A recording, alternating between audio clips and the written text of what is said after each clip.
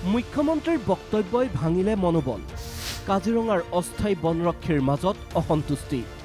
fixed pay নহলে দৰমহা বৃদ্ধিৰ দাবী স্থায়ী বনকৰ্মীৰ লগতে কাজিৰঙাৰ অতন্দ্ৰ প্ৰহৰী হৈ দিনে নিশাই কৰ্তব্য সম্পাদন কৰি আহিছে কাজিৰঙাৰ অস্থায়ী বনকৰ্মী অস্থায়ী হলেও কাজিৰঙাৰ প্ৰতি থকা দায়িত্ববোধ কোনোদিনেই কম হোৱা নাই এইসকল বনৰক্ষীৰ এই অস্থায়ী বনৰক্ষীসকলৰ সমস্যাৰ অন্ত নাই অস্থায়ী হোৱাৰ বাবেই বঞ্চিত হৈ আহিছে বহু সুবিধাৰ পৰা ন্যূনতম দৰমহাৰে দশক ধৰি আগবঢ়াইছে সেৱা সম্ভাৱ্য বান পৰিস্থিতিৰ লগত কাজিৰঙা কৰ্তৃপক্ষই কেনেদৰে মোকাবিলা কৰিব তাৰ বুজ ল'বলৈ শনিবাৰে কাজিৰঙাত উপস্থিত হৈছিল মুখ্যমন্ত্ৰী কাজিৰঙাত মুখ্যমন্ত্ৰীয়ে অস্থায়ী বনকৰ্মীসকলক দিলে চাকৰি স্থায়ী নোহোৱাৰ খবৰহে মুখ্যমন্ত্ৰীৰ মতে উচ্চতম ন্যায়ালয়ৰ নিৰ্দেশ অনুসৰি অস্থায়ী কৰ্মচাৰীক স্থায়ী কৰিব নোৱাৰি তাৰ বাবে পাতিব লাগিব সাক্ষাৎকাৰ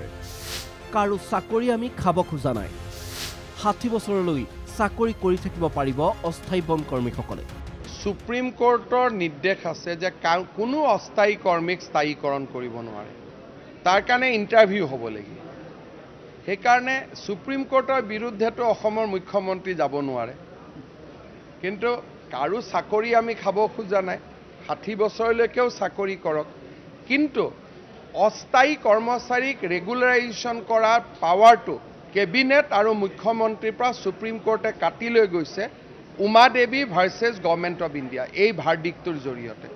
যেতিয়া মুখ্যমন্ত্ৰী বা কেবিনেটৰ হাতত সেই পাৱাৰটো এতিয়া নাই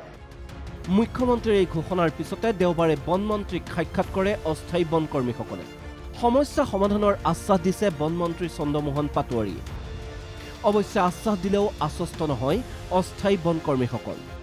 চাকৰি নিয়মীয়া নোহোৱাৰ এই খবৰে ব্যথিত কৰিছে কাজিৰঙাৰ অস্থায়ী বনকৰ্মী অস্থায়ী বনকৰ্মীৰ দাবী চাকৰি নিয়মীয়াকৰণ নকৰিলে ফিক্স পেৰ ব্যৱস্থা কৰক ফিক্স পেৰ লগতে বেতন বঢ়াই দিয়াৰো ব্যৱস্থা কৰক বক্তব্য ৰাখিলে তেওঁ যি উমা দেৱী জাজমেণ্টৰ কথা ক'লে আইনৰ ওচৰত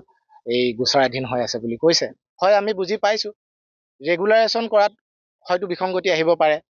কিন্তু মই কৈছো কিন্তু যদিহে ৰেগুলাৰেশ্যনত বিসংগতি আহে আমাৰ ক'বলগীয়া নাই 60 বছৰলৈকে কাম কৰি তাতো ক'বলগীয়া নাই কিন্তু ইমান ন্যূনতম বেতনৰে মাত্ৰ 13,000 টকাৰ কম বেতনৰে আমাৰ পৰিয়ালটো পোহপাল দিয়াত বহুত অসুবিধাৰ সৃষ্টি হয় গতিকে আমি এতিয়া 95 পৰা কিছুমান বহুত বছৰ পুৰণা হৈ গ'ল 30 বছৰ 35 বছৰ 25 বছৰ এনেকৈ হৈছে আৰু তাতে আজিলৈকে আমাৰ একো সংস্থাপন নহ'লেই চাকৰিটো নহ'লে আনকি ফিক্স পে নহ'ল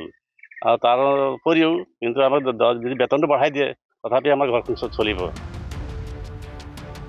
বানে কাজিৰঙা আক্ৰান্ত কৰাৰ প্ৰাক্ষণত অস্থায়ী বনকৰ্মীসকলৰ এই অসন্তুষ্টিয়ে কাজিৰঙা ৰাষ্ট্ৰীয় উদ্যানখনৰ নিৰাপত্তাৰ দিশত কিছু প্ৰভাৱ পেলাব বুলিয়ে আশংকা কৰা হৈছে